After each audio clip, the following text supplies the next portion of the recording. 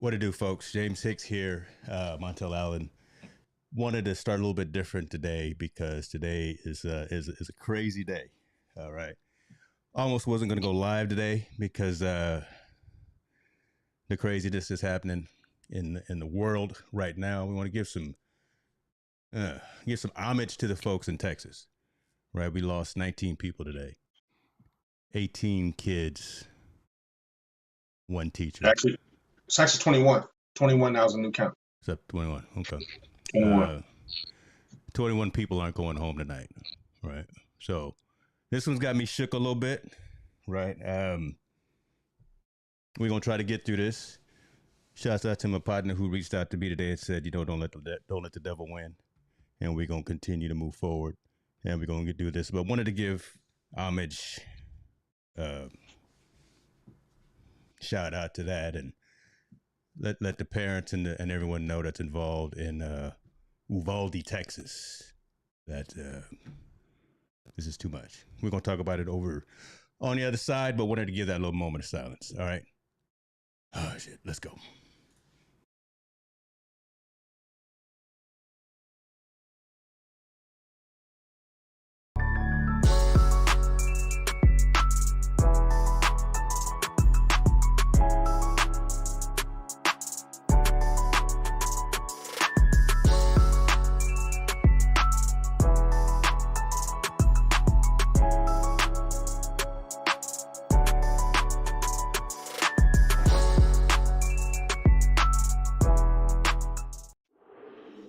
I do always love that intro that we've got though. So I mean that helps a little bit, man. Montel, talk to me, man. It's Tuesday, May 24th, 6:30 p.m. on the Pacific Standard Time. I'm not even gonna ask you how you're doing. It's just it's a day where we may not even go through any stories. Right? I want to just talk about what's happening in the world. I don't even, I don't even think it's the world because this type of stuff doesn't happen anywhere else, right? It's only happening in these United States of America, right? Where we as parents, I think this has me shook so much because we're both parents. Been there to drop our little second grade, third grade, fourth grade kid off, and never would imagine, right, that what you say the number is now 20 kids and 21 total people aren't going back home tonight. Yeah. What do you, when I saw this story, man, I completely stopped, and I've been shook, like I said, ever since. But talk to me. You take over for a minute. Yeah. I'm fed up. I'm horrified. I'm angry. And all the above emotions. I mean, we were talking a little bit offline. I'm having a hard time grasping what drives a young person to be so angry at the age of 18 to want to go out and murder, innocent children and adults. To have to want to go out to an elementary school and kill people.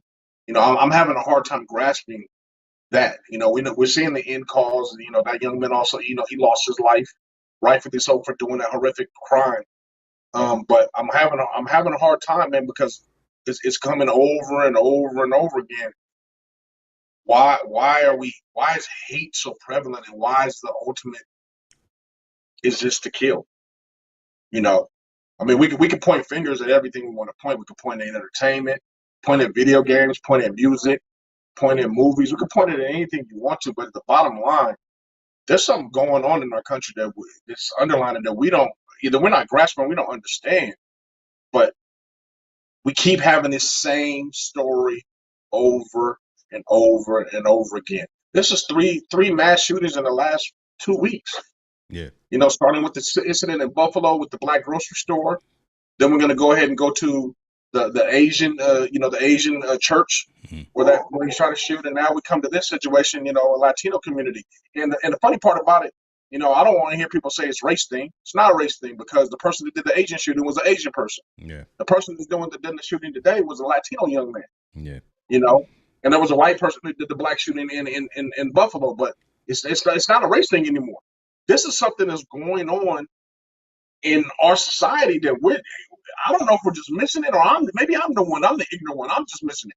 I can't comprehend why we're driving to so much hate to just kill each other, and it's really mind-boggling, especially this one, because like you said, James, I'm a father first before anything. I'm a father and a provider to my kids before anything, and I can't imagine dropping my young babies off to school, and the fact that when I come to pick them up, they're no longer with us on this earth anymore. Yeah.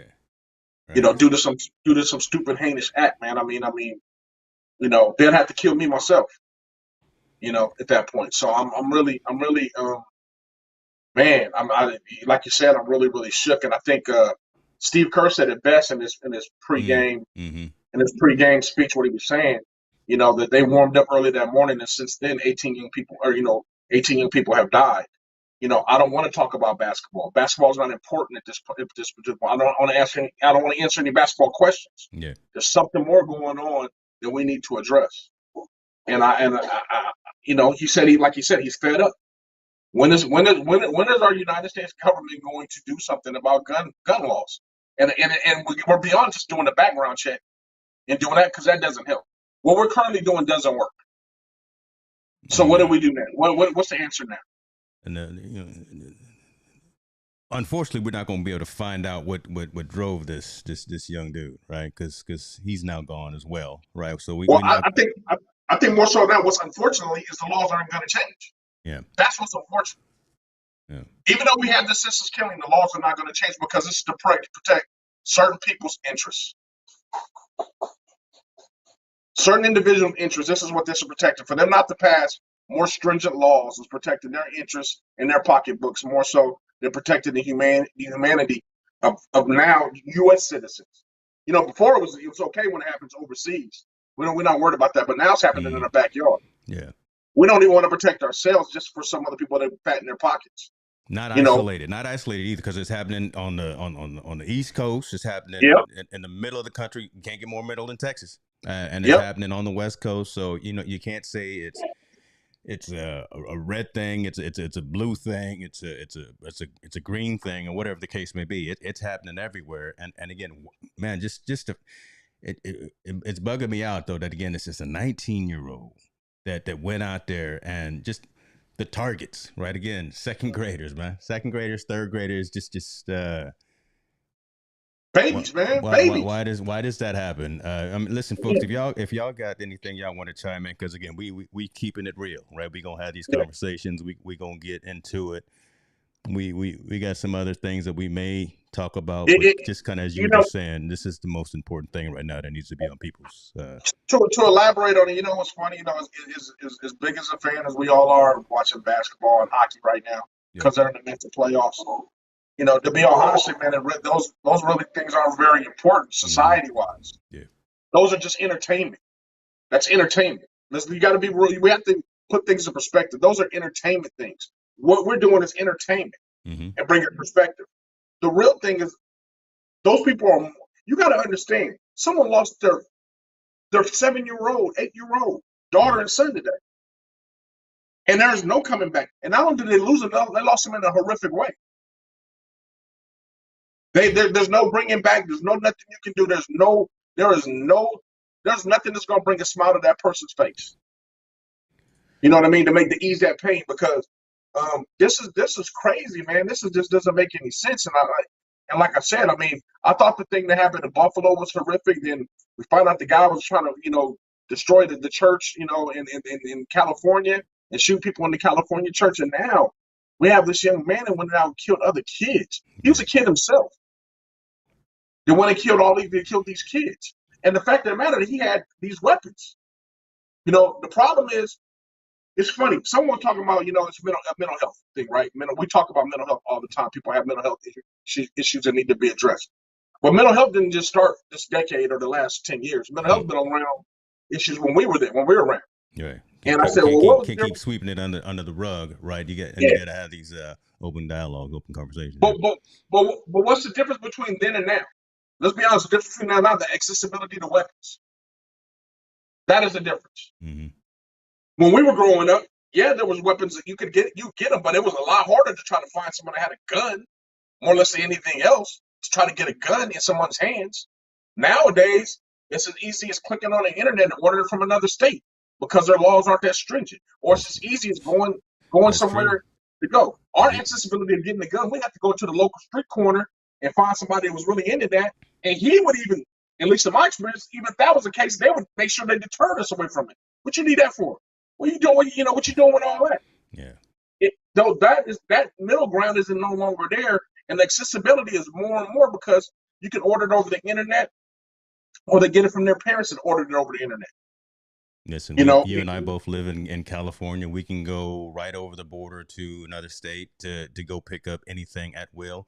yep, Fireworks, firecrackers, ammunition, weapons, and things of that nature. And listen, I don't care, folks that are going to watch this and listen to this. I don't care about your political. nah, I don't care about what you believe, who you believe. I don't care who you vote for. We just lost, and Laura, go hug that third grader that you got, right? We just lost second graders and third graders today for a senseless reason. Yeah, you know, you're right. We had the issue at the Asian church. We had the issue at the supermarket in New York. That hurt. All of those hurt too. But man, this one, I'm sorry, man. This one's got me tripping, and it's tough to get focused. I'd like to do yeah, more action than hashtags, to be honest with you as well. And I think what we're doing right now is doing more action than just hashtags. We're actually having a conversation because yeah, not enough people, I think, are having a real conversation about how to stop this from happening again. yeah. Well, no one wants to. I mean, no one wants to hit nobody in the gut. What the reality of it is, the reality of it is, there's too much. Like I said, there's too much access to guns. You know, and I don't care about people saying there's violent in music and violent in TV. If you're a parent, you can control that. Parents can control that portion of it. And I'm talking about this is because this is a young man that did this killing.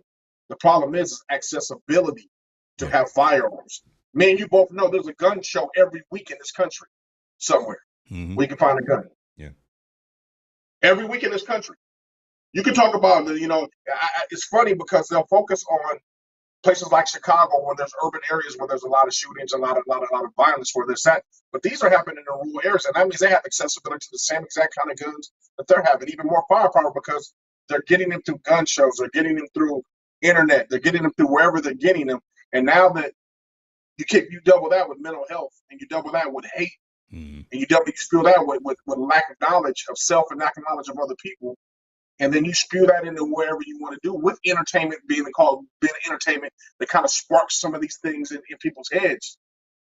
Now we're getting the result of the gumbo, and the gumbos are these situations that's coming right now. Mm-hmm. You know, and it's unfortunate because, like I said, I have kids that still go to school.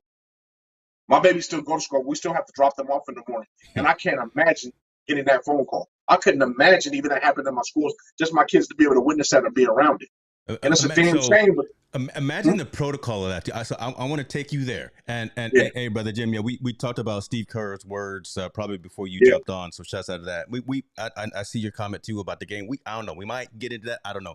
But we're gonna talk about this right here. Imagine you getting that call that there's, or you getting the text, or you getting the Amber Alert or whatever, that something's going down at your child's school. Right? You go down to that school to do, even though they tell you not to go down there, right? You go down there because it's your baby, and you go out there and you stand behind those that caution tape while you see SWAT teams running. You hear crying, you hear running, and all this. They grab all these parents. I'm putting you in this room. I'm putting you in this room right now because you were in this room. They take you into the cafeteria, sit all the parents down that have kids at this school. They tell some parents, or they bring kids to certain parents. They tell some parents that your kid is over here, your kid is unfortunately hurt, kid's in the hospital, and where to go. There's 20 other parents still sitting in that cafeteria. mm-hmm. Think about that. couldn't imagine, What man. if you were that I mean, one of those 20 parents sitting in that cafeteria today because I your would baby lose it. wasn't going to be home? I would lose it. I wouldn't be able to hold it together.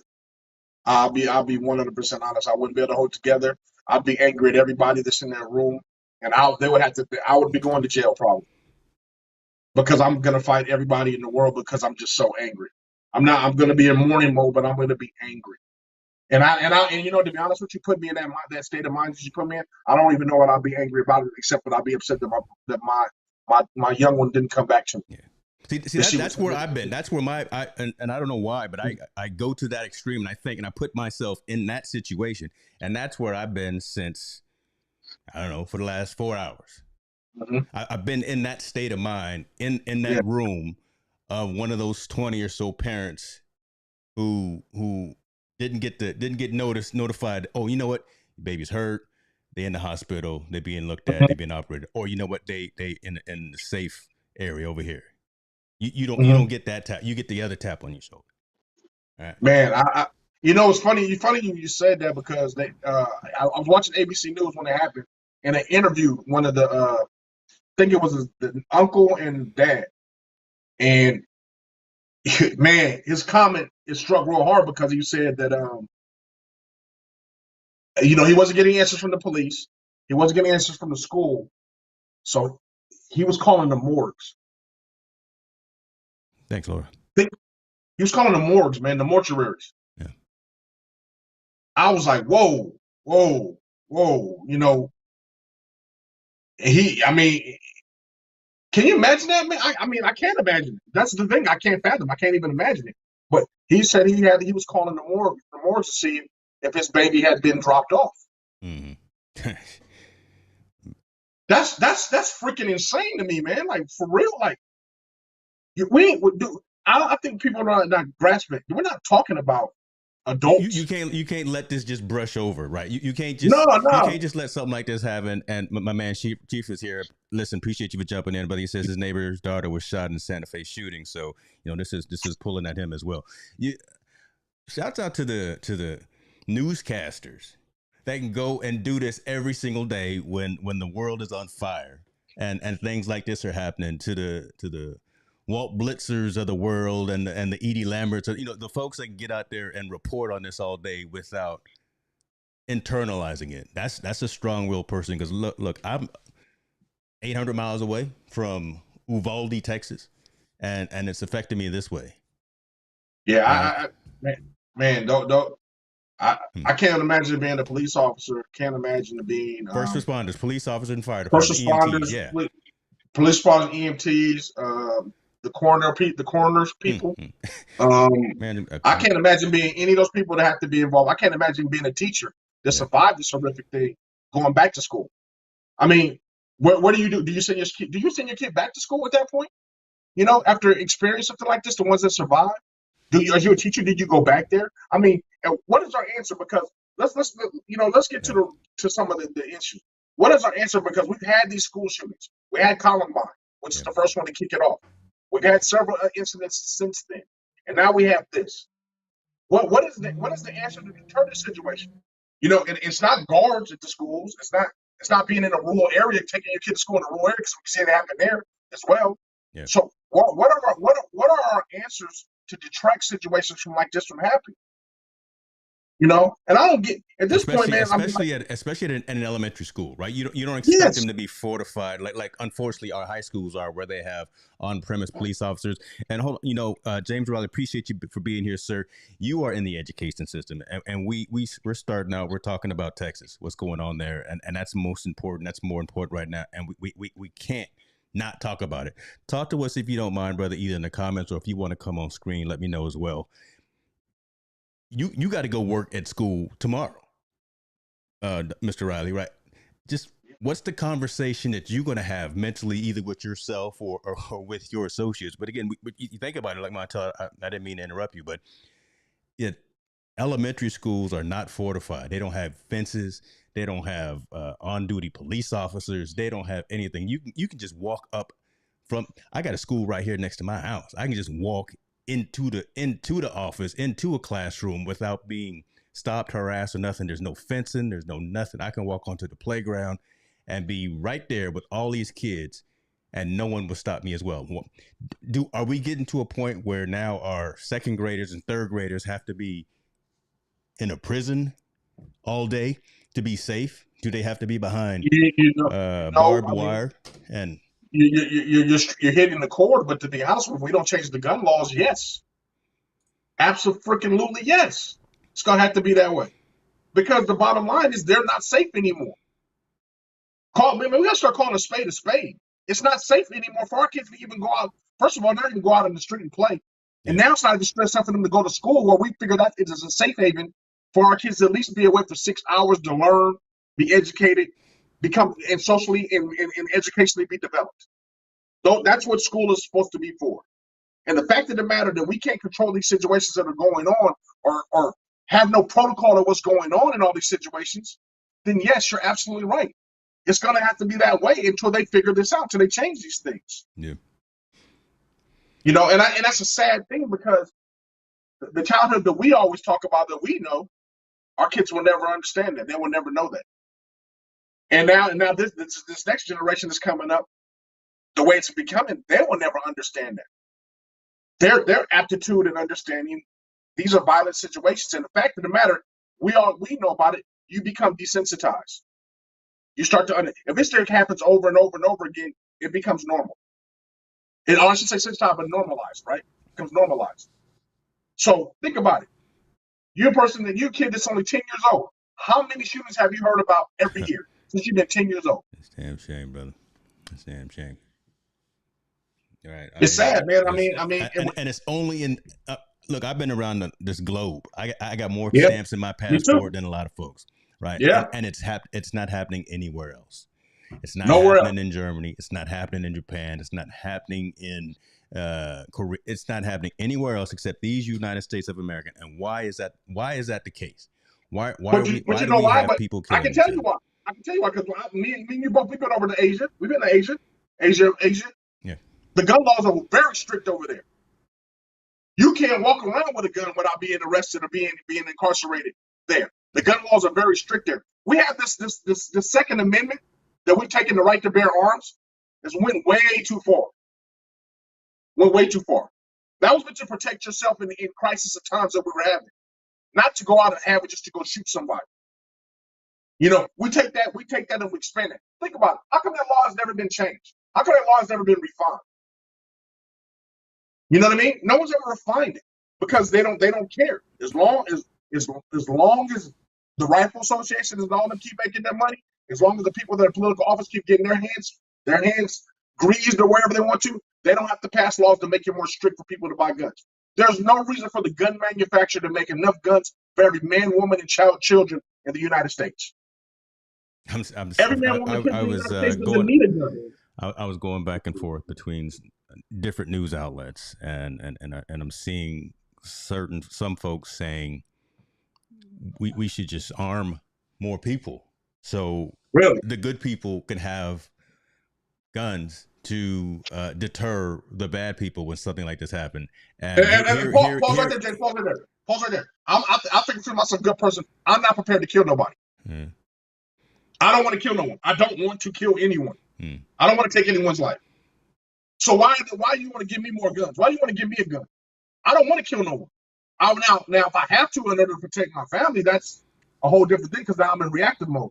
But the fact of the matter, to give more guns to people that don't want to kill no one, don't want to be a part of that, equip them with that. Why? Why don't you just do the other thing? Let's subtract instead of adding to. That makes no sense. And the person that said that are people that are probably advocate gun activists. I don't believe in that, man. I think the way you stop somebody from killing somebody, take away weapons for them to kill someone. You don't give the other man a weapon to kill him so you can defend each other to see who kills each other first, who gets to each other first. They think the threat of someone having a gun is going to stop somebody else from doing these things, which we know that's not true. If that's the case, we win every war. The threat of you having a gun doesn't stop me from having a gun. It just says if whoever attacks first, we're shooting back. We're reacting to it. That's true. The way you end that is you cut it off. No one has a gun. No one has a knife. What does it make an even fight? No one has a weapon, right? When we used to fight the square when we was young, all right, no weapons, everybody skip back. Y'all just go hand, y'all go fist to cuffs, right? You go hand to hand. That's an even fight. Nobody jump in, no weapons, you fight. That's even. That means that no one's gonna, the best you're gonna get hurt is maybe a bruise or something. That was an even fight. Now they're saying, hey, give him a gun, and now everybody lets us step back. That's gonna deter it. That's not, man. I don't think that's the answer. I think you need to stop. They need to have a gun control law. And I believe, like I said, that amendment, right to bear arms, is went way stretched beyond what it was supposed to originally be. And they use that as their crutch. Yeah. So, listen, if we lose fans, subscribers, followers, whatever, because of this conversation that we're having, so be it. If folks don't agree with anything that we're talking about, I'm sorry. That's just too bad. We talking about just something that's real right now. Okay. I keep refreshing the page. I'm hoping that the numbers don't go up. I keep looking over here, and I'm still seeing this. Law enforcement officials tell CNN 18 children, 1 adult are dead after the shooting in Uvalde. The 18-year-old suspect is deceased. Yeah, it's a sad day. And folks, listen, if you got somebody that's that age, both 18, right, and someone who's second grade, third grade, fourth grade, but man, if you don't go put your hands around them and tell them how much you love them, how much you care about them, because you almost wonder. And we started talking about this, what was going on? Were there signs with this young guy, with this young 18-year-old? What hindsight's 2020, Monday morning quarterback, all that, whatever. We can say what we want afterwards, but Matt, if there was something that somebody could have said, done, saw, intervened ahead of time. I wish. But I got a question for our audience, James. Be honest with you, and for you too as well.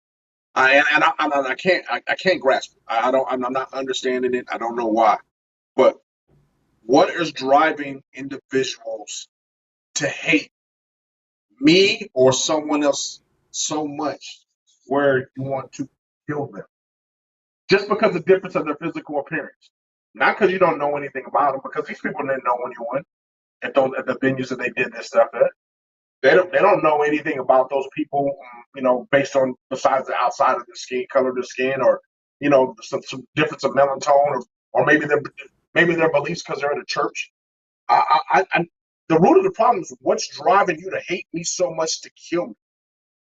Because I've been in situations, but I've never wanted to kill. I've been so mad at people. I don't want to kill. I may want to fight. I may want to be able to, wrestle around. I may just be so pissed off that I'm so angry. But I've never been driven to the point where I want to end someone's life, especially not in no kind of way. So my question is, that's the root of the problem. What is driving these people to want to kill? This is 2 young men. Remember, this is 2 young men. The boy in Buffalo was 17, 18 years old as well. Yeah. This is another 18-year-old.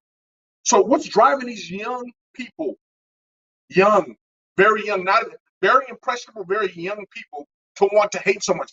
And don't tell me just because they're 18, because I was 18 once too, and I wasn't that impressionable. If you was feeding me BS, I would say it's BS. So don't give me the fact that they were young. I want to know what's causing this, because there's something that's really causing some underlying that either I'm just so dumb that I don't understand, or so blind, and I want someone to educate me. I wish some. Please chime in. I don't know and I can't put my hand around why.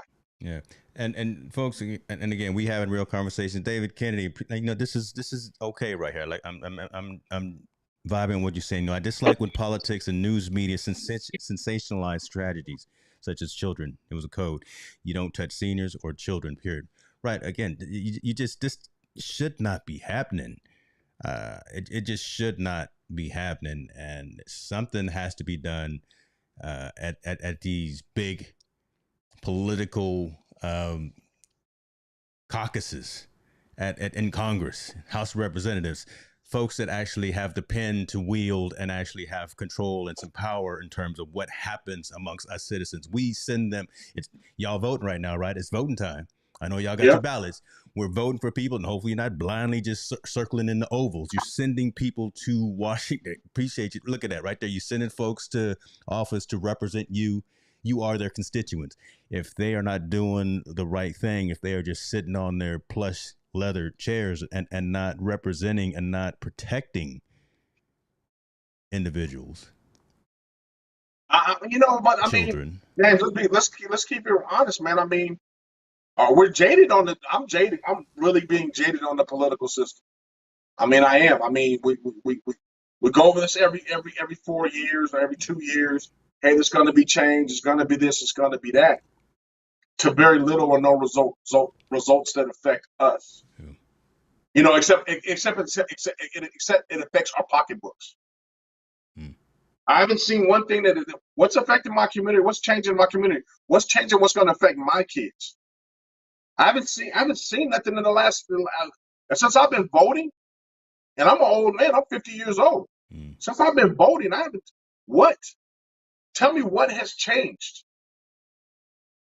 What has changed? What are they doing for us? And I want to keep believing in it. I do want to keep believing in it. But don't get mad at me when we protest. Don't get mad at when people are angry about no change. You can't. These things are happening because there's no changes. There's not been one gun law change. Just because you're gonna have me fill out some paperwork, if I'm willing to kill somebody, I'm willing to lie on some paperwork. Do you not get the ideology? If I'm willing to kill somebody, I'll lie on a piece of paper. Who cares? David Kennedy That the shit makes third. no sense to me. David Kennedy. Montel and I were talking about exactly this before we went on air. You're not taking a hit. That's how we feel too, brother. Take care of home first. Take care of home. Absolutely. So you, I don't know. I don't know.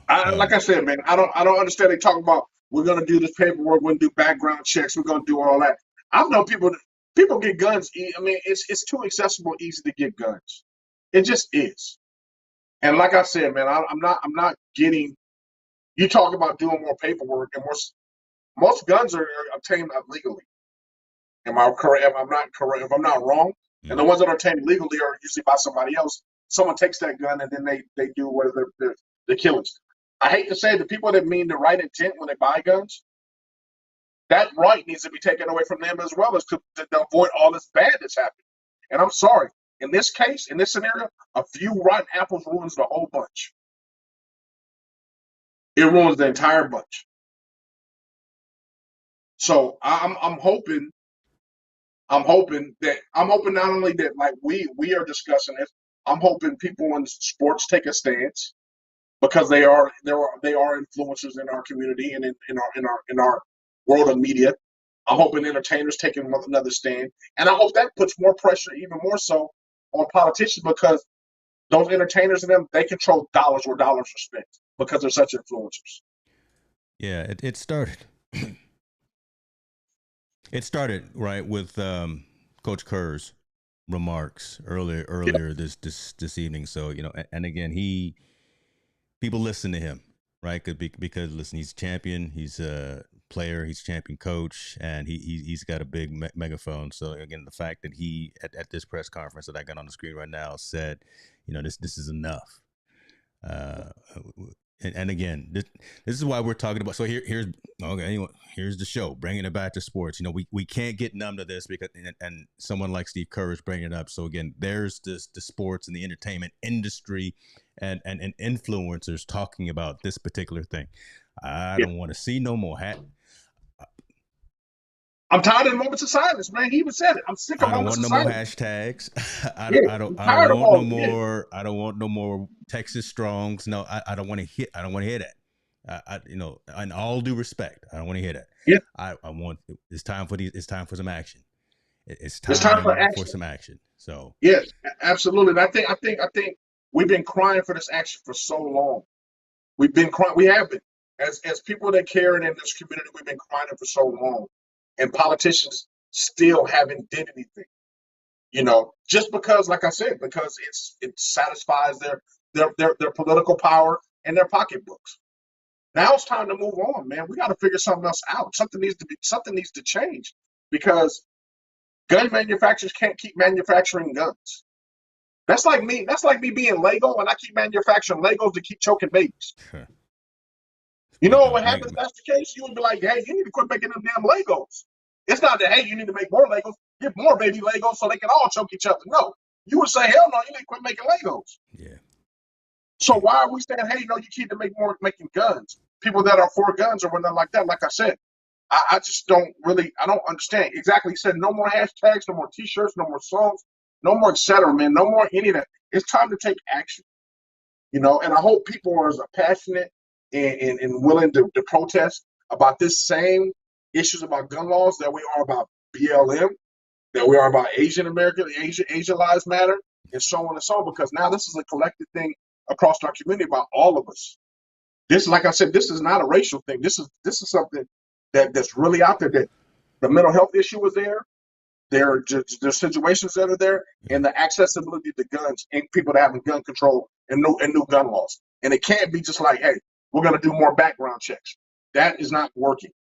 That is not the answer. That's not the thing. You need a whole. I guarantee you, if some of these people, if all those people in this shooting, pray for them. If they were able to sue the gun manufacturer for wrongful death, because of this situation, I bet you'll get some action at that point. Hey, folks, don't let this happen to you before you make some moves, make some action. All right, it's pretty blunt saying that, but right, don't let this come to your house before you tell somebody you more action, less hashtags, right? Where you actually do some voting, call somebody at your capital, at your congressman's office, something. Yeah, man. It just needs something needs to change, man. And I can't say enough prayers for the people in Dallas. Yeah. In Texas. I can't say enough prayers for those families. Yeah. I can't imagine what those families are going through. And I encourage everyone that's watching to watch the news tonight. Please watch the news and watch them show those people and interview those people and see what happened and see where we're at. Because I'll claim it. We're in a state of emergency, man, with gun control. We are. We're in a state of emergency. Everybody, every time Dick and Harry can have a gun, and at any moment they can use it on anyone. There's no conduct or code to it. If they're upset about something, they can use it on anyone. Whether you're going grocery shopping, whether your kids are going to school, whether you're going to church. All three places where we think those are sanctuaries. Get you in church. Come on, man. Places where we think they're the sanctuaries, right? Those are sanctuary places from violence. We would think there used to be sanctuary places from violence. It's not like that anymore. Yeah. Looking to getting the doctrine into bearing arms. Yeah. I mean, if anyone has an answer, man, or please, if I misquoted or I missaid anything or misrepresented anything, please put a comment out there. I don't know everything. I really don't. I just know what I'm passionate about. We just having a conversation, right? We are mobilizing. We are doing our part, right? We are doing. I can't just walk up in Newsom's office, unannounced. So exactly. This is here Tuesday nights at 6:30. This is the platform, and it goes all across the planet. So we got folks all around listening and interjecting. So this is our action. Kerr, good to see you, brother. Appreciate you for jumping in. The president needs to invoke an executive order regarding gun control. We know Congress has not and will not do anything to change the current laws. I said that already. That's an assumption that we have. And good Lord, I hope that this time, I don't know why this time is different, but maybe it's different because, again, it's second graders, third graders, fourth graders. Hopefully Congress actually get up and do something. But James, the thing I'm saying, I don't think so, because we had an elementary shooting years ago that happened, I believe, in Massachusetts, where there was some kids that got the elementary school that was a shooting there. Yeah. I know that.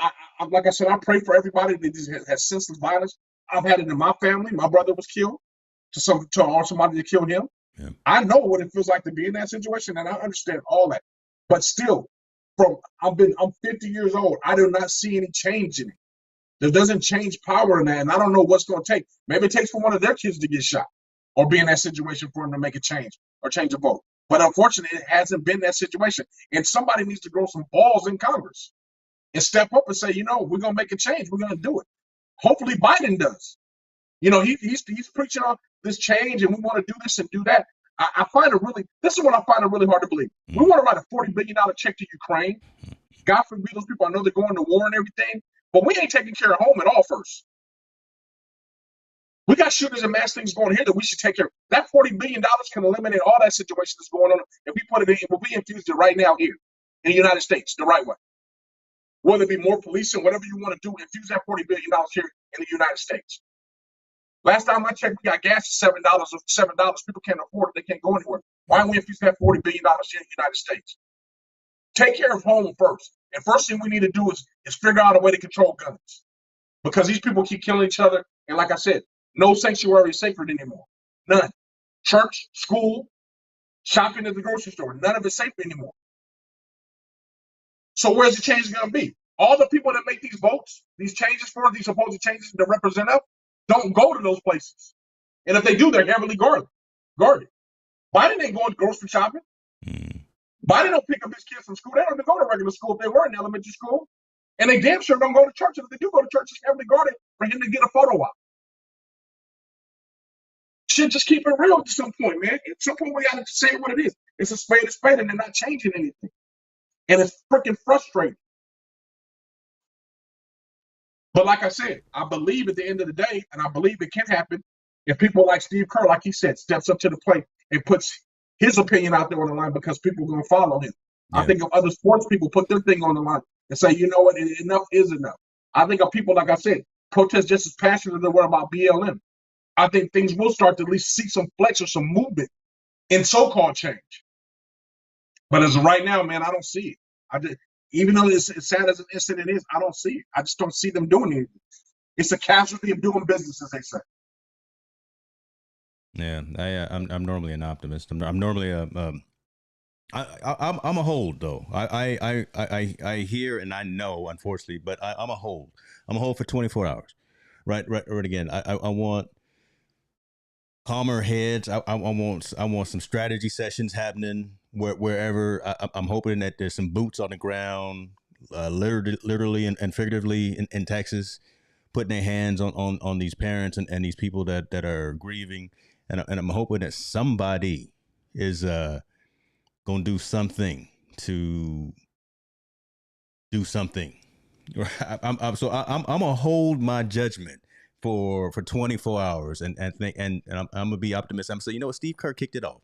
He was the first one who had a microphone in front of him, who wasn't a political figure, who said, you know what, right now I know I got a game that I'm gonna play. We got a game plan. We can go ahead and do what we got to do. We up 3-0. We think we may close it out, but I don't want to talk about basketball right now. I want to talk about this. I want to talk about what's going on, and I want some motion happening. So I'm gonna hold on to that for a little bit, because before I heard that piece, I'm still pretty shook, but all right, man. Let me look at these comments coming in, because appreciate y'all for letting us all go through this process here. Anybody attacked at school should immediately know that is a death sentence. They changed. Let's see. Tony Davis saying they change lightly, then we regress back into the same place. That is a shame, right? Just 9 of 10 American citizens are in favor of stricter gun control. Congressmen need to have their terms limited. That's true. And the right people need to be put in place to affect change. James, you can hold, but don't hold your breath. We've seen this movie before, unfortunately. I'm a hold. I can hold for 24 hours. I'm no Michael Phelps, right? But I can hold my breath for a little. No, I appreciate your optimism, James. To be honest with you, I do, because it needs to be a balance on both sides. Am I correct? It needs to be someone that is really reserved, like you being, and someone I believe angry like me as well. Yeah. To be able to have this conversation, to be able to express and talk what's going on. I just man, like you're being real reserved. I'm being more forward, right? I'm just tired, man. I'm tired of working, and then a Zoom comes across my email or comes across my little feed and says these scenarios are happening, these situations happen, and then watch the news, these scenarios are happening.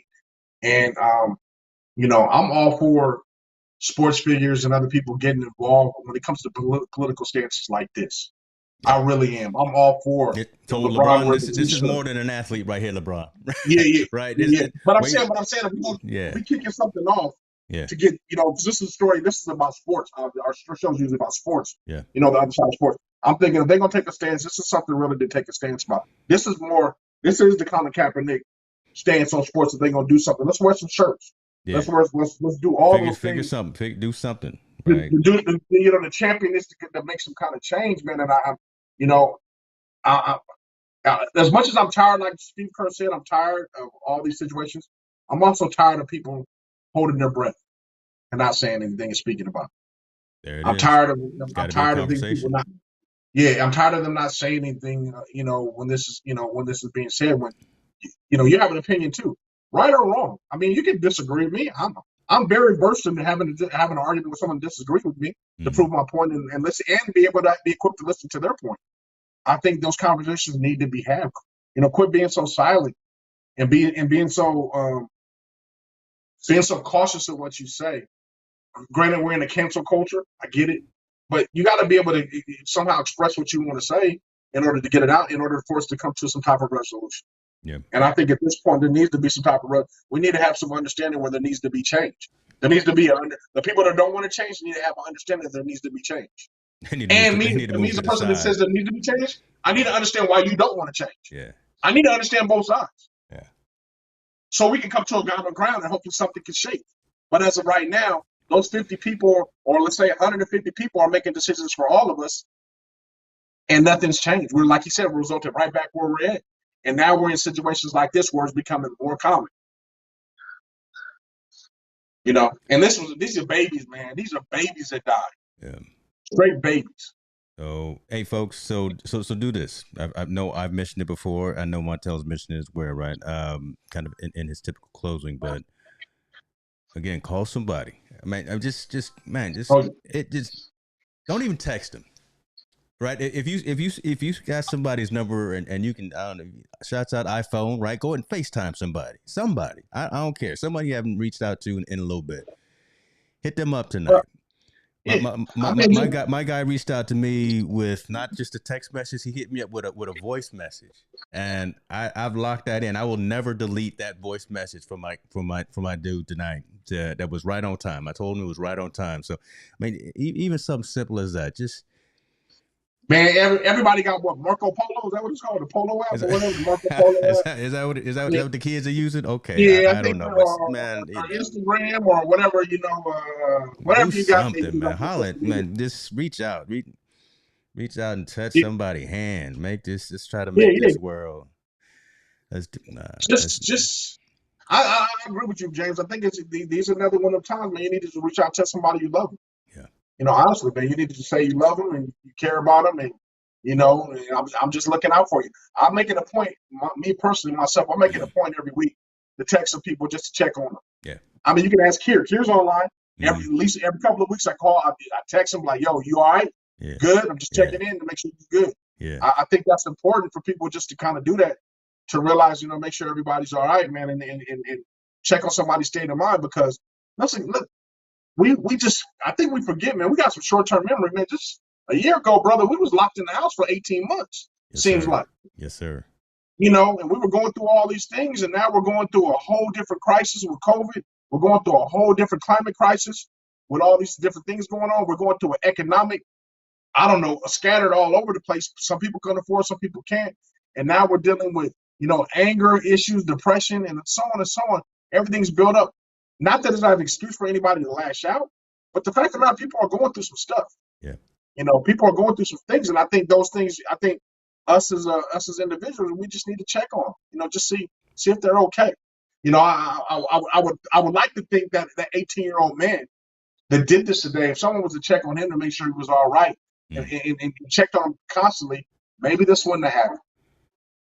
Maybe this wouldn't happen. So I don't know. What was that? I didn't see that comment. What was that comment? You just said, show James? Yeah, they was saying he has family through Texas, from El Paso, San Antonio, right, and they're in education as well. So right, I mean, just he's Man, touched I by pray this for you. as I pray for well. your family, David. Yeah, I Yeah, pray for your family, and I hope they're okay. And I hope they, I hope they can teach tomorrow and talk to their kids tomorrow. That's gonna be crazy. yeah, That's gonna, yeah. it's gonna be That's crazy. that's gonna be tough. Kiers is chiming in. I know he doing okay because listen, the man is posting pictures every other day, and he in there getting his fitness on. So listen, I know Kier is doing good, but that's good, right? I mean, you gotta reach out to your folks, and you gotta check on everybody, so and make sure everybody's all right. We're gonna continue to move on here with some other things, but I'm gonna do one last update. And it's unfortunate, but yeah, folks, check your local news and listen to it, radio, TV, or whatever. The suspect was wearing body armor and crashed his car before entering the school. 21 killed in shooting at the Texas elementary school. So that's the current number. Starting to unfold again in terms of what happened before, but this is just not good. So Where they getting body armor from, brother man? I mean, where these brothers buying body armor? I guess the same place you buying guns from, right? You get body armor. And is that what? That the new thing? Oh man, that just seems so. That's the part that I don't get to. Before we go off next door, if you're so mentally distraught or have mental issues, but you're able enough to plan enough not only to grab a gun and get a gun, but to order and purchase body armor to do this thing. Now this is an 18-year-old man, shows the one in Buffalo. Where is the parents when this is being delivered to the house via Amazon? You're right, man. Right. Somebody's got to. I'm gonna tell you right now. If a box come in my house full of body armor, I bet you I know about it. I bet you I know about it. Listen, my son, when he was 14 or 15 years old, wanted a airsoft gun on Amazon. Couldn't buy it. Right. It needed parental knowledge. Right. I would have had to buy it for him. So that's just the airsoft gun. We talking body armor. We talking, bullets. What I don't know. I mean, that's all going to flesh out in this particular situation. But check this out. But check this out. Check this out. Yeah. Let's say you didn't buy it from online. You bought it from a store, right? You bought it from a store. These young men are 18. They bought it from a store. Yeah. Me, I'm telling you. You know what needs to happen? The person that sold it to him needs to go to jail. needs to be talked to for sure. Yeah. Because if you came to my store, James, you say, hey man, look, I want to buy a 45. I want to buy a rifle, and give me that bulletproof vest. I'm like, what the hell are you about to do? You ain't a police officer. That's a red right flag there, right? Anybody coming in, right, looking for body armor, suspect. Yeah, that should right there should be a red flag. I'll report you directly to the police. Hey, this dude just came to my shop, or this guy went online and ordered body armor and ordered some guns. Me and you are in the technology world, our real jobs, our 9-to-5s of technology world. I can find anything out about you in 10 minutes. They can track everything that's doing. So you mean to tell me, let's go to another route. So you mean to tell me you can't track nobody that's purchasing body armor or nobody's purchasing a gun? Yeah. Unless you get it off the black market, that's the only way you're going to be able to get it, which me and you both know. I'm pretty technical savvy. I don't even know how to get to the black market, so there must be something on out there, but it has to be delivered. So if a mailman delivers it, you got to be able to issue a report to the police. If you purchase it to somebody, that needs to report to the police. If you order it, that needs to report to the police. All those are red flags. They need to go see what's going on with this person and figure out what the deal is. And I'm saying we as a society, we have the capability and technology to do that, but none of this is being done just because of those laws. Now we're going to the privacy laws or whatever. I mean, man, I'm just frustrated. I'm not. Nothing is equating or coming together or connecting in these kind of scenarios to me. Yeah, you're right, and you're right, Tony. I believe, and I don't know Texas law. In California, you have to be, but again, this person was in Texas, and who knows? Again, maybe that'll all flesh out eventually of what those age requirements are. Find out if somebody else bought it for them. The guns, the body armor, the different type of bullets, right? You can't buy certain bullets at a unless you're a certain age as well. So I mean, it's just all those kind of things, man. It's just there's nothing positive about this at all. This is all sad. This is all pathetic, really, and this is all frustrating, to be honest with you as well.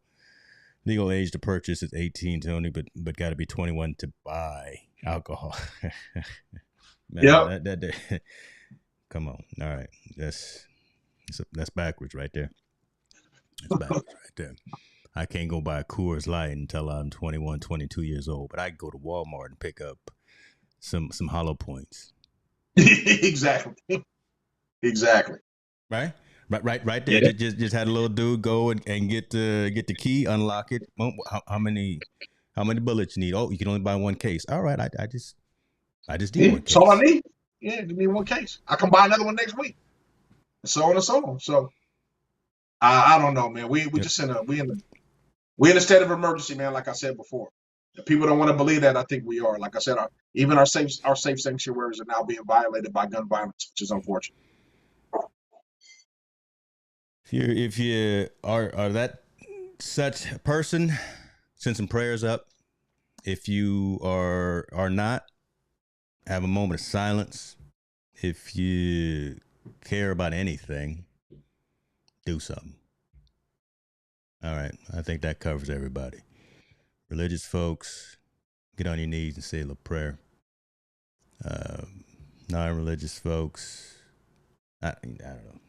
Yeah, we all know what we got to do. We all know what we got to do. All right. Where we at, man? Now we did talking about the social. Talking about the social impact, and you know what? A lot of even stories in the sports world this week weren't that great. There's a lot of frustration in the sports world or involving people in sports. There was one decent story that came. Excuse me. See, I'm 95% now from COVID, so I'm getting over the hump. There's one decent story, and I hold that one until the end. This one was crazy as well. I saw today, brother, and violence, hostility, for no reason. Oh yeah. For no reason. So think about this, right? You at the airport, you're checking in your luggage, you're trying to get on the plane. United, friendly skies. In United, the friendly skies, but ex NFL player who now plays for the CFL was up in Newark. Mr. Brendan Langley, cornerback, got assaulted pretty much by this United Airlines worker. And then he ended up having to put them hands on him himself. I'll play the video. Well, I don't care about the monetization. Look, this is more important. But had a little situation with the agent right there, and they both pushing and shoving and swinging. Next thing you know, right, he keeps squaring up with him. I don't know if you guys see it enough, but the United agent, and then right there puts his hands on him. So, boom. That's what he has to do in terms of protecting himself. And I'm saying again that Brendan Langley protected himself because that employee actually got fired. Yep. For what he did. Brendan got talked to, and then was released. He got talked to about what the situation was, how it started, why it started, and apparently again it was about some luggage that he was trying to check in.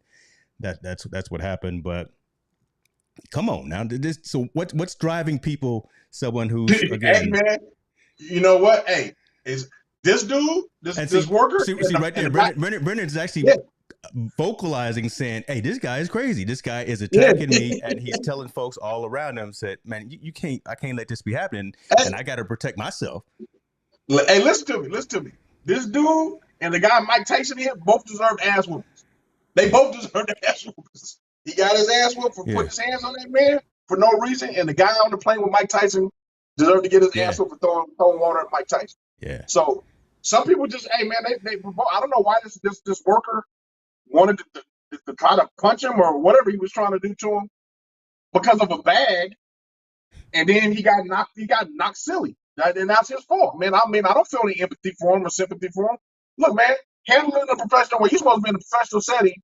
Handle it in a professional way with the man's bag or whatnot, and then keep him pushing. this dude felt that he had to say something crazy to this dude. And I heard the vocal part. I watched this video before we went on. I watched it.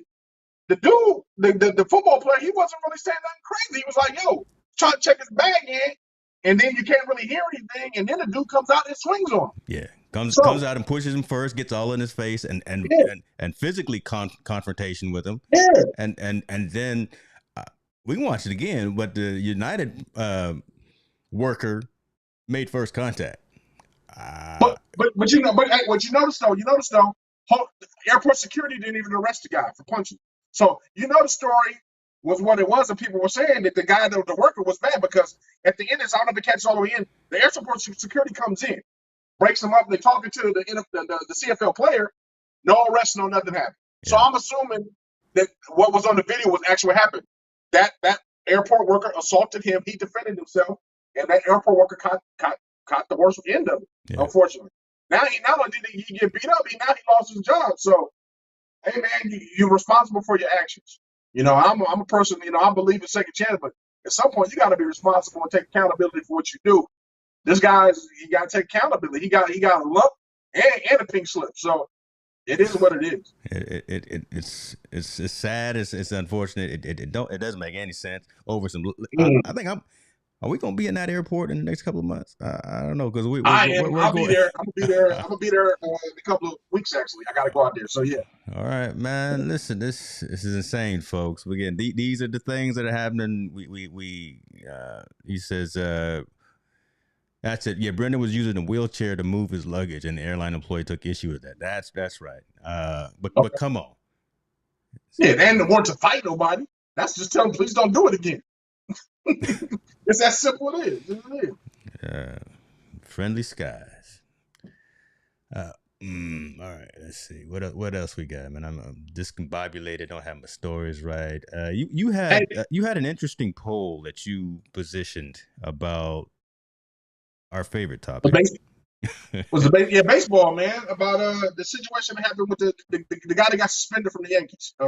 Okay. So now I've got that one as well about the Tim Anderson and the Josh Donaldson story. Yeah, man. Okay, so folks, this is an interesting story as well, folks. We want you to chime in. I'm gonna let you lead the discussion on this because this is insane too. Okay, so what my understanding of what happened, and I'm not a baseball fan, so I don't follow baseball to the core. So, but what happened is that Josh Danielson and I forgot his name. What's the other player? I can't see your article. Anyway, Tim Anderson. Okay, so Josh Anderson kept going by him and telling Tim Anderson, "You're not no Jack," as in Jackie Robinson, because Tim Anderson had an article saying that he was going to be the next Jackie Robinson, or to some allusion to that. Yeah. Mind you, these guys have a relationship. They've known each other for years, and going back and forth. Josh Anderson is in the heat of competition, telling them, you ain't no Jackie Robinson, you ain't no Jackie Robinson, you're not this, you're not that. And Major League Baseball infuses itself and fines Donaldson and suspends him for one game because of those comments. We too sensitive. I'm sorry. Mr. Anderson, you wrong. I think that's wrong, 100% wrong, all the way. And the fact that Josh Anderson is getting suspended for that is wrong by Major League Baseball. This is another epic fail by Major League Baseball, by the way, and I'm very critical of them. But this is another epic fail for them, trying to figure out something to try to come to some conclusion about saying, hey, he was wrong by calling him that, and that it was racial. I don't think it was racial motivated in any kind of way. I think it was something, he mentioned what he said in the article, and now he was like, yo, you ain't no Jackie Robinson because we over here peeing your butt while you on the mound and doing our thing against you.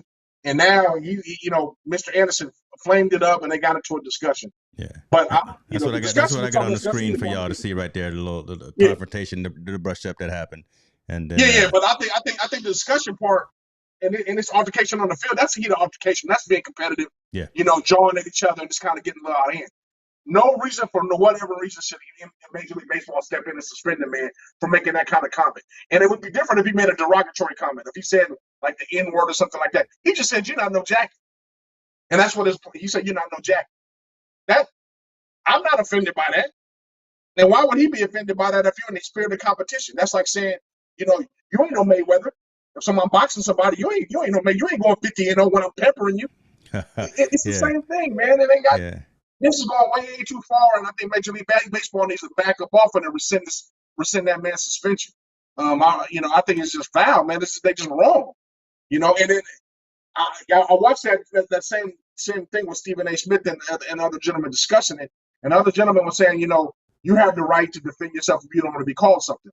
I get that all. I do. You do have the right to be all that, but I'm saying in the heat of sports, which me and you know, and especially a competitive environment at the professional level, there's jawing going on all the time. And I'm sure Mr. Anderson has been called a lot worse than Jackie and never responded. Now all of a sudden, because he called you Jackie, you want to respond. And now you're going to say it's a racial issue. I'm not buying it, bro. I'm not buying it at all. And the not reason on this one. Though. Yeah, the reason I tend to agree with you on this because again, as you stated, it's gone back to 2019 when there was a conversation, well, there was an interview or a commercial or something that the two were involved in, and it was no controversy, no nothing. Right, Josh Donaldson actually considers himself the Jackie Robinson because he's bringing back. He feels like he's the Jackie Robinson of baseball today. So he actually identified himself as that. Yeah, I've been called worse. We've been called worse.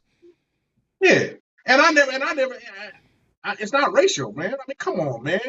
Yeah, that's not a racial. Yeah, like Kim said, that's not a racial comment. I'm saying you're not that person. They play baseball. They're too sensitive. The baseball players too sensitive. Yeah, man. Come on, dog. I mean, you can say a lot. It can be a lot. My sport is just not shining right now. My sport is not. It's not a good look. You're right. I think this is not good. My mom said these people need Jesus. Lord have mercy. That's true. This is. But you almost wonder though. You almost wonder if baseball had to do something. Really? Was the suspension the right thing, or was just a statement, a slap on the right? For what though? Tell me why. Tell me why. I don't because of the. I don't know. I'm reaching for stuff right now. I'm reaching. I'm looking at this. You ain't no Stephen A. Smith on the podcast. You ain't no Stephen A. Smith. Is that right? I'm reaching for this, and I think Tony got it, man. Yeah, there's just too sensitive with some. Yeah, they way too sensitive, man. I can't justify it. I'm just pretending to myself. I can't justify it. I wish somebody would call me Jackie, bro. Listen, all the jerseys I got in this house are number 42. I wish somebody would. Yeah, I mean. That just, to me, that's just being super sensitive. You're reaching for something, man, that ain't there. And I don't know if baseball feel they need to do something just to kind of step in to make themselves, like I always tell you, relevant, because baseball is not relevant right now. It's not irrelevant. That's behind baseball, basketball, and hockey's on the forefront. Yeah. They need to just do something to say something to kind of bring themselves to the forefront. And Kim Anderson is just Brother Ben is just sensitive. I mean, if I was ever gonna be a fan of his, it's not now. Yeah. Brother man, you're not gonna get his jersey, huh? He said that's a racial. I ain't got too much to say to the brother, man. That's crazy. That's insane. That's crazy. So brought that up, Mom. I don't know if you late, but yeah, we spent probably the first 45 minutes talking about Texas. So watch the replay if you want to see how Montell and I got into it. No, you forgot to. No, we didn't talk ball until the last 10 minutes. We got into some real things at the beginning of this show. All right, now let me get into that poll that you positioned to me because I thought that was kind of interesting. Let me look at this here. Mm-hmm.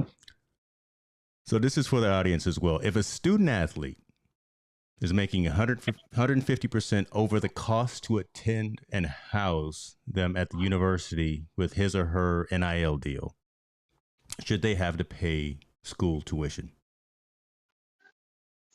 If a student athlete is making 150% over the cost to attend and house them at the university with his or her NIL deal, should they have to pay school tuition? And Kier, I definitely want you to chime in on this one because you're close to it as well. And the reason why I said that, if they're making 150, that means they're making. If a school costs $100,000, that means their NIL deal is worth $150,000. right? Mm-hmm. Should they have to be able to pay tuition? You know, I know. I mean, I know they make money for the school. That's right. You work for them and all that, but the school is also putting you in that position to make money. Am I correct? Right or wrong? I believe I'm right. So should they have to pay tuition like every other student since they're making well over it? Because remember, me and you, when we doing financial aid packages or FAFSA, they take into consideration our salary. Mm. Well, now this young man's making 150% more of them. Shouldn't he just be responsible to pay his own tuition? And that scholarship can go to somebody else. Okay, because I was going to ask about this caveat right here, right? Because again, if they got this scholarship, what's that caveat right there? If they're getting an academic scholarship or whatever the case, or athletic scholarship as well, right? Since they're in. Yeah. See, Kerr says no. He says they shouldn't have to pay scholarship money. Yeah. I'm on the fair end. Well, I don't know. I mean, honestly, I'm on both sides of the fence. One minute I say yes, one minute I say no, and I can tell you why I'm on both sides of the fence. Okay. I say no at some points because I'm like, wow, they're representing the school. They're making the school millions and billions of dollars. Especially these guys at Georgia and all these big schools. But then on the other hand, I'm like, well, let's think about the students. The students have to pay these increasing tuition costs all the time. The platform that the college is providing for them is allowing them to make this kind of money. So why should they have to pay bills like everybody else? You know what I mean? They're still making more money than they ever made before. And it has to be a certain threshold. You have to be 150. So they have to make enough to not only cover tuition, but also be able to make significant enough money over what they're being paid to be able to attend school and do the things and still have a livelihood. Because, some of these guys are getting $700,000 deals at the collegiate level. Why shouldn't you have to pay a $40,000 college cost? I mean, that's peanuts at that point. So I'm teetering on the fix why this should go both ways.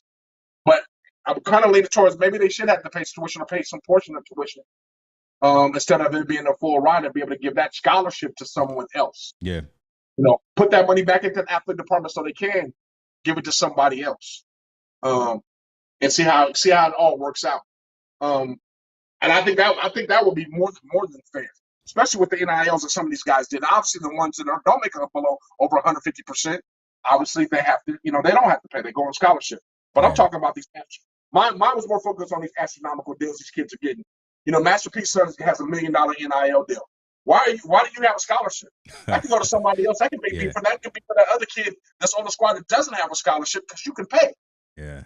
You can physically pay, not your parents. You can pay. So, what I mean? So there's that kind of give and take or that delineation, right? Well, maybe if it's a certain dollar amount, where I guess I would say as well, or just a certain. I like how you put it there, 150% over the cost of tuition, board, and all of that. Yeah, there should be some threshold. Yeah, that's the word I'm looking for. Right there, where man, you hook up somebody else. Tony's saying they should because it is cold life, teaching time.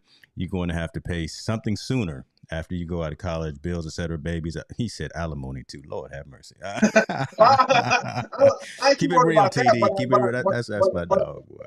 No, but I do believe, like I said, 150% over. Like I said, if the person is getting the common NIL deal where it's not making that much money, it's making them a couple $1,000s. That's you don't have to pay. That's money in your pocket. But we got to really evaluate these deals that are really going off the roofs for some of these college kids and saying, hey, that's fine. We can't control it, the NIL deal that way. But you know what? We're not going to give you a free educational ride as well. You got to have to pay something. Pay something back now that you got this deal, because that's going to help the next person come up that doesn't have that deal. That 13th man on the basketball court that is just a walk on. Now we can provide him a scholarship to be here on field because you can actually afford to play. Yeah. That softball girl that we want to get, we can give her a scholarship off of that money instead of having to be allowed to there for her to be able to come on campus. I think it's just more the give back mentality that I'm thinking of to be able to have. And like I said, it has to be that threshold. It has to be 150% over what it costs to do all those things. Yeah, that and I think that's good looking out type of thing. People don't think that's fair. I mean, I'm sorry, but I think that's more than fair for them to be able to give back, because actually, even though they're paying, it's peanuts compared to what they're making. True. But also the school is providing that platform for them to be able to get that money. You're going to Jackson State with Primetime getting that $1 million because Primetime is providing a platform for you to be able to do that to that young man that has that $1 million NIL deal from them. Why can't he pay $28,000 to go to Jackson State? He has $1 million deal on the table. Yeah. Now, maybe that could be a part of the NIL deal that they pay their school tuition. I don't know. But they need to figure out some kind of way where that NIL deal can help them pay for that, and they can take that scholarship and give it to somebody else. Yep. I truly believe that because it just helps more than that. Put some structure around all this Yeah. money that's coming instead of just a big wad going into your savings account. I want to read Kerr's statement though.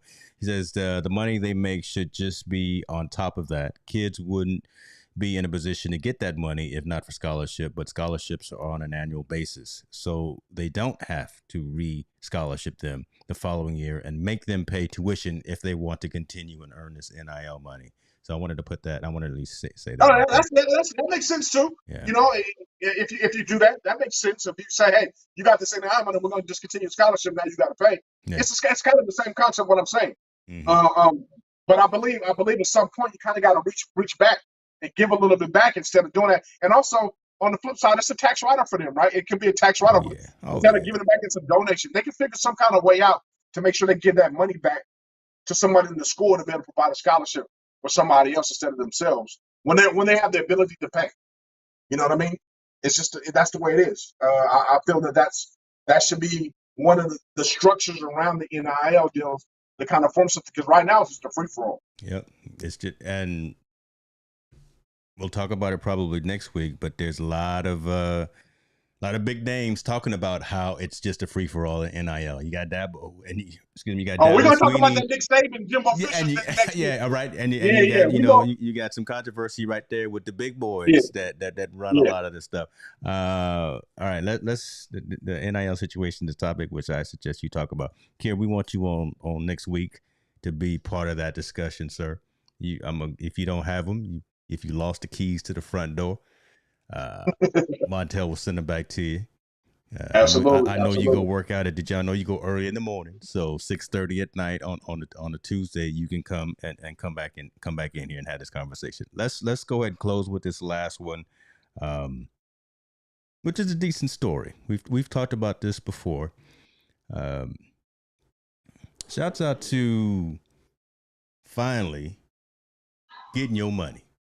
Right, to persevere, to what we're gonna call it, right? We finally the Women's United States Women's National Team Player Association has finally been recognized to get equal pay as the men. But wait, you know what's crazy though? And I agree. I'm 1,000% in agreement. Yeah. But they bring more fans than the males do, right? Brother, I watch the ladies more than I watch the guys because they win. Exactly. They win. So let me ask you this question. Yeah. How come it's not reversed? How come the men don't make less than the women at this particular point? Ooh. Because we always base it on fans, there right? you go. Don't. Hey man, let's be real. They always say the WNBA because they don't draw. Right? The women have won the World Cup. The fellas have not. Yeah. So why are the women in soccer, who's the main draw, make more money than the men? Okay, brother. You know, if I knew that, we'd have the lotto numbers, and I'd split it with you as well, right? If we knew that answer, but yeah, that's true. That's one of them old Arsenio Hall things that make you go, right? Just dated ourselves with that one. I'm just curious about that one because that was on because they're always the defense is the draw, right? The men draw more than the women. They always say that the men draw more than the women because of these certain situations. Okay, and I get it to a certain, because if you're doing business-wise, your business model, I get it. Yeah. But when the women draw more than the men, right, then why aren't the women getting paid more than the men in this particular instance? Because they do draw more than the men. They draw more TV ratings. They draw more of a crowd. They draw more everything than the men's soccer team does. It's just like we've talked, and you said specifically about even the WNBA, and I saw the comment there. It's more of a fundamental game as well, right? Yes, absolutely. It's actually a more pure game, women's soccer, women's basketball, a lot of times than watching the guys, because they play for the purity of playing the sport as opposed to worrying about anything. Man, softball is dope. I'm watching softball right now. Softball is dope, brother. Softball is great. I mean, if anybody's watching the collegiate softball tournament, softball is very fundamentally with the baseball fundamentals. Very involved in it as far as the way they pick, the way they want to walk people.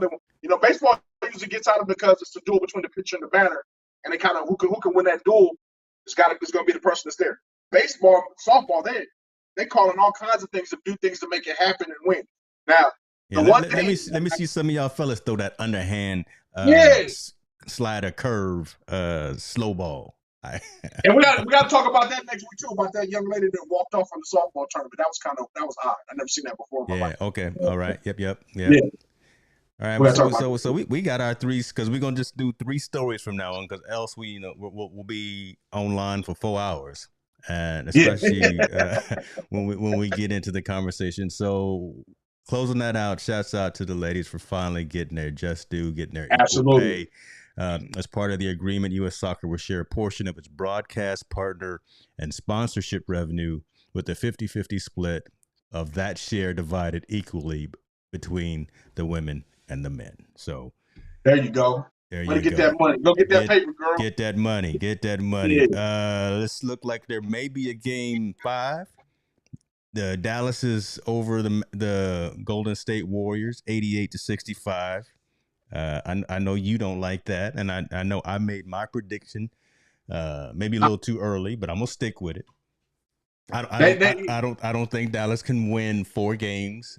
You know they can't win 4 games. You can't think they can't win 4 games. All right, we done. But you know what? With everything going on, it's okay for that. I mean, I'm not saying they're giving the game. You gonna let them win? You gonna let them have one? You gonna? I mean, come on, man. You play somebody 4 times in a game, you're going to get 1. You shouldn't be able to get 1. 1 or 2, to be honest with you. If I'm playing you checkers 4 or 5 times in a row, I should be able to get 1. You know what I mean? No matter regardless of the situation. You're going to win 1. So, good for Dallas, man. I hope, if they get 1, cool for them. But as far as getting a series, that's not happening. Yeah. We're definitely going to the ship. Listen to them. Okay. You, all right, Curry. You and your mouth guard. Okay. I don't know. I'm not a. We'll see. I'm a Luka dude. I don't know. Luka just walk with some swag. I love just him. You can have all the swag you want. Luka need to get in shape. I'm just gonna put it straight. Luka got the swag, and he can drop 40. He need to hit that weight Luka need to get in shape, man. He need to be on that Kerr workout for sure. He need to get in the morning to get that workout. Yeah, he need to work. I think I'm gonna go hit it tonight myself. I got some things on my mind, so we're gonna do this. Look, shouts out to everyone. Appreciate y'all for riding with us tonight. We was all over the place talking about some things that mattered at the top, and we're not apologetic for that. Wish other folks would do it as well. And again, reach out to people, talk to folks you haven't talked to in a while, have that conversation, check in on folks. And again, if you got people that are 18, 2nd grade, 3rd grade, 4th grade, this and that, just holler at them. Just give them, absolutely. Do that FaceTime, do a little, I don't know, Skype. I don't know what it is that you do, but do what you do. Take us home, brother. Take us home. Yeah, man. Just like you said, man. Say your prayers and shout out. Just give a shout out to somebody, man, and then tell them you love them. And that's the way we got to end the show, man. Just say your prayers and tell somebody you love them. Make the day better. Hey, more action, less hashtags. Let's go.